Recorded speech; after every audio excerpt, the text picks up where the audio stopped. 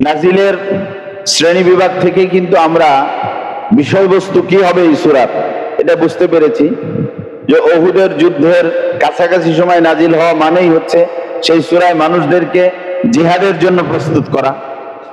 দুই, যুদ্ধের পর্যালোচনা মানেই হচ্ছে যে এটা একটা বিপ্লবী সংগঠনের নেতাকর্মীদের ত্রুটি বিচ্যুতি দুর্বলতা দূর করার জন্য যে এলিমেন্টস দরকার সেই এলিমেন্টস গুলোকে সরবরাহ করা। আর নজরানের প্রতিনিধি দলের সাথে আল্লাহ রাব্বুল আলামিন কিভাবে ডিলিংস করবেন, অর্থাৎ আন্তর্জাতিক নীতি কি হবে, পররাষ্ট্র নীতি অথবা কূটনৈতিক পদক্ষেপ কিভাবে নিতে হবে এই ব্যাপারটাকে মেনশন করে এই সূরা পুরো আল্লাহ রাব্বুল আলামিন কাঠামোটাকে গ্রন্থিত করেছেন। আমরা মূলত এই আয়াতে কারিমে একটা আয়াত তোমাদের সামনে তেলাওয়াত করেছি। এই আয়াতে কারিমার উপরে সংক্ষিপ্তভাবে কিছু ব্যাখ্যা করার জন্য চেষ্টা করবো ইনশাআল্লাহ। আসলে কোরআনুল কারীম তো একটা অসীম সমুদ্রের মতো, তাই না, যেটার কোনো সীমা চৌহদ্দি আসলে নাই। এক একটা আয়াতের ব্যাখ্যায় সুবহানাল্লাহ অনেক মুফাসসির তাদের জীবন পার করেছেন, যে ব্যাখ্যাগুলো পড়তেই আমাদের হিমশিম খেতে হয়। আমাদের ভারতীয় উপমহাদেশের একজন বরেণ্য আলেম, জামাত ইসলামের অন্যতম প্রতিষ্ঠাতা মাওলানা আমিন আহসান ইসলাহি, নাম শুনেছো তোমরা? ওনার লেখা একটা তাফসির আছে, তাফসিরে তাদাব্বুরে কোরআন, তাফসিরে তাদাব্বুরে কোরআন। এই তাফসিরের একটা আয়াতের তাফসির পড়লে মানে বড় বড় আলেমদেরও মাথার ঘাম ঝরে, এরকম অসংখ্য তাফসির লেখা আছে। সুতরাং কোরআনুল কারীম আসলে আল্লাহ পাক ওয়ালাকাদ ইয়াসসারনাল কোরআনা লিযিকর, আল্লাহ তার বান্দাদের স্মরণ করার জন্য সহজ করে নাজিল করেছেন এই কিতাব। এটাকে আরো সহজ করার জন্য উলামায়ে কেরাম গলদঘর্ম পরিশ্রম করেছেন। আলহামদুলিল্লাহ, এই পরিশ্রমের নির্যাস অনুযায়ী এত এত নতিজা আমাদের সামনে আছে যে যেগুলো দিয়ে আমরা যদি আলোচনা করতে চাই তো আলহামদুলিল্লাহ একটা আয়াতের ব্যাখ্যাতেই ঘন্টার পর ঘন্টা পার হয়ে যাবে। আমাদের সময় নির্ধারিত, অন্যান্য প্রোগ্রামকে অন্যান্য কর্মসূচিকে বিঘ্নিত না করে আমরা নির্দিষ্ট সময় ইনশাআল্লাহ শেষ করতে চাই। এ কারণে আমরা সরাসরি ব্যাখ্যায় যেতে চাচ্ছি। আল্লাহ তাবারাক ওয়া তাআলা বলেন ফাবিমা রাহমাতিম মিনাল্লাহি লিনতা লাহুম। এই আয়াতটা পড়ে সাইয়্যিদ আবুল আলা মওদুদী রাহমাতুল্লাহ আলাইহি তাফসীরুল কোরআনের ভূমিকাতে একটা কথা বলেছেন। কোরআন অধ্যয়নের সময় বা দার্সে কোরআনের সময় এটা খেয়াল করতে সবাই। উনি বলেছেন যে আমি কোরআনের কোনো শাব্দিক অর্থ অথবা ভাবার্থ অনুবাদ করতে যাই নাই, বরং আমি কোরআনুল কারীমের অনুবাদ এবং তাফসীর লিখতে গিয়ে যে পদ্ধতি অবলম্বন করেছি, কোরআনের একটা ইবারত আমি পড়েছি, পড়ার পরে এটা আমার মধ্যে কি ক্রিয়া প্রতিক্রিয়া তৈরি করেছে এটা আমি অবজার্ভ করেছি, পর্যবেক্ষণ করেছি। আমার এই অবজারভেশনটাকে যথাযথ পদ্ধতিতে শুদ্ধতার সাথে আমি লিপিবদ্ধ করেছি। প্রসঙ্গত বলি যে এই ইবারতটা না বুঝতে পারার কারণে আমাদের অনেক আলেম ভাইয়েরা মাওলানা মওদুদীর সমালোচনা করেন যে মাওলানা মওদুদী নিজের মনের বুঝ অনুযায়ী মন গড়া ব্যাখ্যা করেছেন তাফসীরুল কোরআন, কিন্তু এরকম অপবাদ দেওয়ার কিন্তু কোনো সুযোগ নাই। মাওলানা তার একটা শব্দ দিয়ে এই সুযোগটাকে একেবারে নাই করে দিয়েছেন, সেটি হলো কি শুদ্ধতার সাথে, যথাসম্ভব শুদ্ধতার সাথে। তার মানে শুদ্ধতা মানেই হচ্ছে কোরআনুল কারীমকে তাফসীর করার জন্য যে শুদ্ধ পদ্ধতি আছে, তাফসীরুল কোরআন বিল কোরআন, তাফসীরুল কোরআন বিস সুন্নাহ, আল্লাহর কোরআনের ব্যাখ্যা কোরআন দিয়ে, কোরআনের ব্যাখ্যা হাদিস দিয়ে, অথবা কোরআনের ব্যাখ্যা উলামায়ে মুতাকাদ্দিমিন মুতাআখিরিন যেভাবে করেছেন, এদের মধ্যে যারা শুদ্ধ কথা বলেছেন, এই সেই কথাগুলোকে একত্রিত করে সমন্বিত করে মাওলানা মওদুদী রাহমাতুল্লাহ আলাইহি ব্যাখ্যা করেছেন। আমাদেরও যে কোনো পর্যায়ে কোরআন অধ্যয়ন করা অথবা কোরআনের দার্সে গিয়ে এই বিষয়টার আলোকেই কোরআনুল কারীম থেকে শিক্ষা গ্রহণ করতে হবে। দেখো এখানে আল্লাহ বলছেন কি, ফাবিমা রাহমাতিম মিনাল্লাহি লিনতা লাহুম। এটা আল্লাহর একান্ত অনুগ্রহ যে তুমি তোমার অনুসারীদের ব্যাপারে রহম দিও, দয়াশীল, কোমল হৃদয়ের অধিকারী। তার মানে কোমলতা, কঠোরতা, দুইটা দিক আছে না?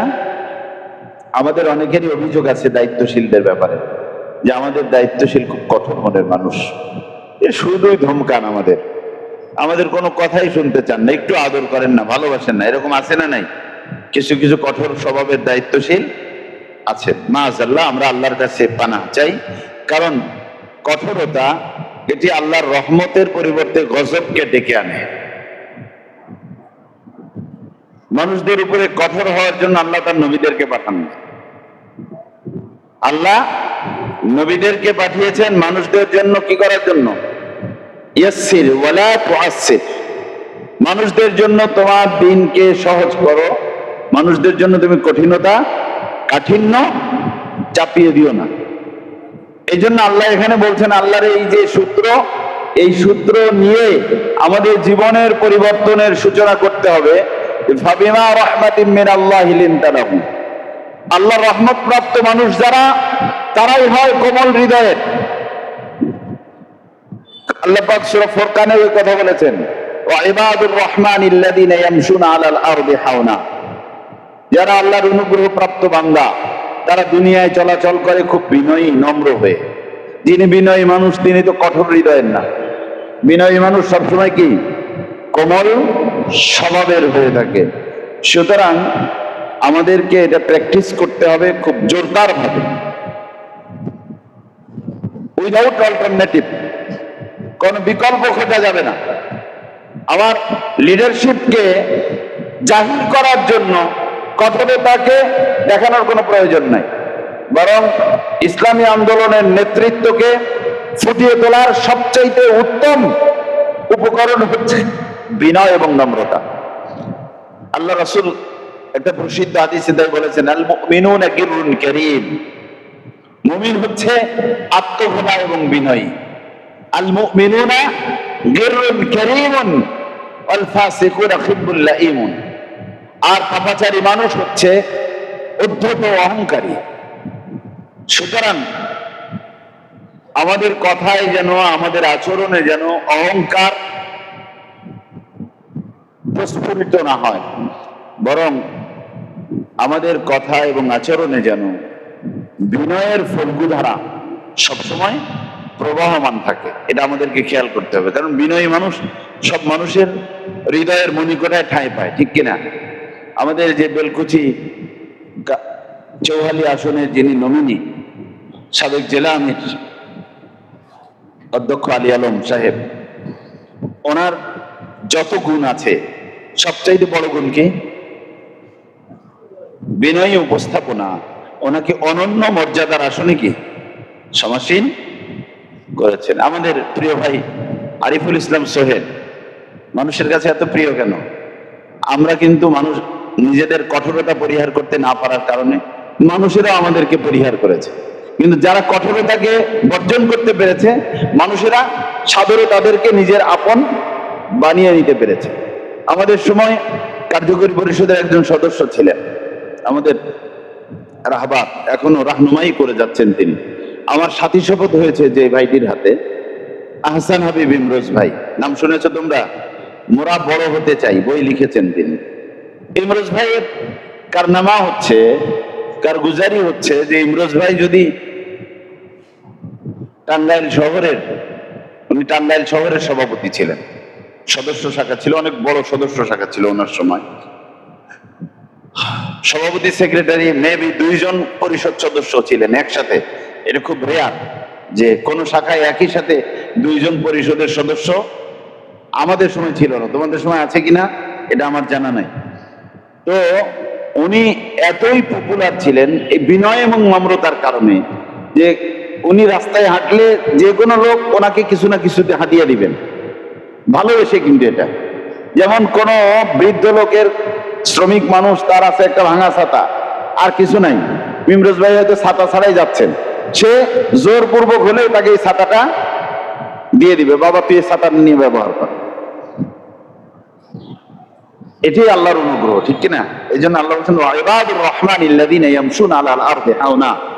আল্লাহর মনোনীত বান্দা যারা, অনুগ্রহভাজন বান্দা যারা, তারা দুনিয়ায় চলে বিনয় এবং নম্রতার সাথে। আমাদেরকে এটা শিক্ষা দেওয়ার জন্যই আল্লাহ পাক বলছেন ফাবিমা রাহমাতিম মিনাল্লাহ, এটা আল্লাহর একান্ত অনুগ্রহ, লিনতা লাহুম, যে আপনি তাদের প্রতি অত্যন্ত কোমল স্বভাবের, কোমল হৃদয়ের অধিকারী। ওয়ালাউ কুনতা ফাজ্জান গালিজাল কলব, যদি আপনি তাদের উপরে কঠোর স্বভাবের হতেন, লানফাদ্দু মিন হাওলিক, তাহলে তারা আপনার চতুর্দিক থেকে সরে যেত। এই আয়াতের শুরুতে আল্লাহ বলেছেন এটা আল্লাহর অনুগ্রহ যে তুমি তাদের উপরে রহম দিন, তাদের প্রতি কোমল। এই কোমলতার প্র্যাকটিস করার জন্য কোরআনুল কারীমে আল্লাহ রাব্বুল আলামিন আরো কয়েকটি আয়াত আমাদের শিক্ষার জন্য নাজিল করেছেন। সূরা শুআরা 225 নম্বর আয়াতে, এই আয়াতের ব্যাখ্যা হিসেবে আমরা ধরতে পারি আল্লাহ রাব্বুল আলামিন বলছেন ওয়াহফিজ জানাহাকা লিমান ইত্তাবাআকা মিনাল মুমিনিন। আল্লাহ বলছেন হে রাসূল, রাসূলকে বলার অর্থ হচ্ছে আমাদেরকে বলা, আমরা যারা দায়িত্বশীল এখানে যারা আছি আমরা সবাই কি, প্রোগ্রামটাই হচ্ছে দায়িত্বশীলদের প্রোগ্রাম, ঠিক না? লিডারশিপ ট্রেনিং ক্যাম্প মানে কি, নেতাদের প্রশিক্ষণ কর্মশালা। তো আমরা সবাই কি বলে একসাথে, আমরা সবাই আমাদের জন্য আল্লাহ বলছেন ওয়াহফিজ জানাহাকা লিমান ইত্তাবাআকা মিনাল মুমিনিন, তোমরা তোমাদের ডানা, আমাদের ডানা আছে না? আছে? কোনটা? ডানা তো থাকে পাখির, এটা রূপক অর্থে বলা হয়েছে। কেন বলা হয়েছে? যে পাখির আর তো কিছু উপায় উপাদান নাই। যেমন মুরগি তার বাচ্চাদেরকে যদি শত্রুর হাত থেকে বাঁচাতে চায় কি ব্যবহার করে? ডানা ব্যবহার করে। যদি কোনো পাখি কোনো বিপদাপন্ন জায়গা থেকে নিরাপদ দূরত্বে চলে যেতে চায় তাহলে ব্যবহার করে কি? সেখানেও ডানা। এই কারণে পাখির সাথে তুলনা করা হয়েছে যে অসহায় একটা পাখিও যে তার ছানা শাবকদেরকে রক্ষা করার জন্য যেভাবে তার ডানার আড়ালে তার নিরাপদ আশ্রয় তৈরি করার জন্য চেষ্টা করে, তোমাদের উচিত ওয়াহফিজ জানাহাকা লিমান ইত্তাবাআকা মিনাল মুমিনিন, মুমিনদের মধ্যে যারা তোমাদের অনুসরণ করে, মুমিনদের মধ্যে যারা তোমাদের কর্মী, যারা তোমাদের সমর্থক, যারা তোমাদের মুহিব্বিন, ওয়াহফিজ তাদের জন্য তোমাদের কি করো? ডানাকে বাড়িয়ে দাও। তার মানে সবসময় কোমল, দয়ালু, ভালোবাসার চাদরে আবৃতকারী ব্যক্তিত্ব হিসেবে নিজেকে প্রস্তুত করো। কোরআনুল কারীমে পিতামাতার সাথেও একই আচরণ করতে বলা হয়েছে। ওয়াকাদা রাব্বুকা আল্লা তা'বুদু ইল্লা ইয়্যাহু ওয়া বিল ওয়ালিদাইনি ইহসানা ইম্মা ইয়াবলুগান্না ইনদাকাল কিবরা আহাদুহুমা আও কিলাহুমা ফালা তাকুল লাহুমা উফ ওয়া লা তানহারহুমা ওয়া কুল লাহুমা কাওলান কারীমা ওয়াখফিদ লাহুমা জানাহা যুল্লি মিনার রাহমা।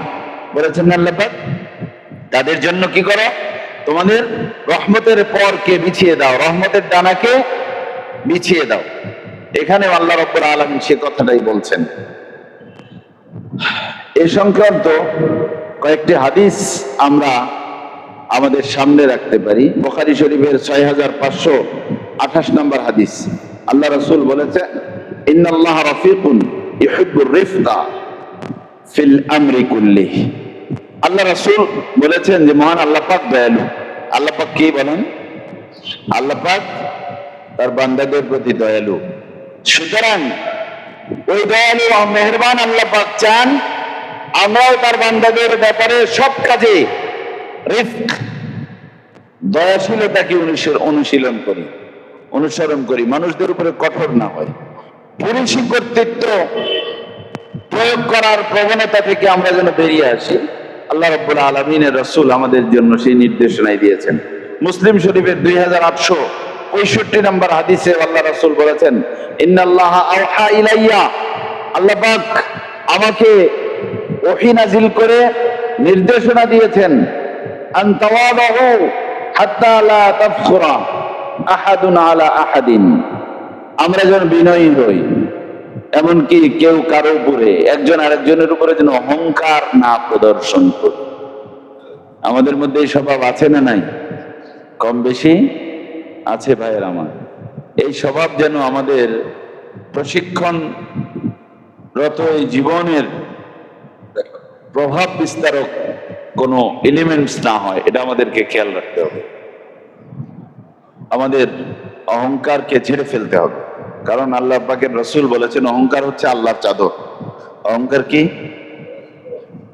এটা হাদিসে কুদসিতে আল্লাহ পাকের ভাষায় বলা হয়েছে, আল কিবরিয়া ও রিদাই, অহংকার হলো আমার চাদর।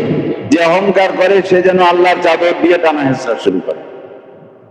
আল্লাহর চাদর নিয়ে যে টানা হেঁচড়া করে, আল্লাহ পাক বলেছেন আমি তাকে উপর করে জাহান্নামে নিক্ষেপ করব। ইসলামী আন্দোলন করে আমরা কি জাহান্নামী হতে চাই? সুতরাং ইসলামী আন্দোলন আমরা যারা করি, অহংকার, গর্ব, এগুলো কি করতে হবে? পরিপূর্ণভাবে বর্জন করতে হবে। মৌলানা মওদুদী রহমতুল্লাহ আলাইহি ইসলামী আন্দোলন সাফল্যের শর্তাবলী বইতে মৌলিক অসৎ গুণাবলী বলেছেন কয়টা?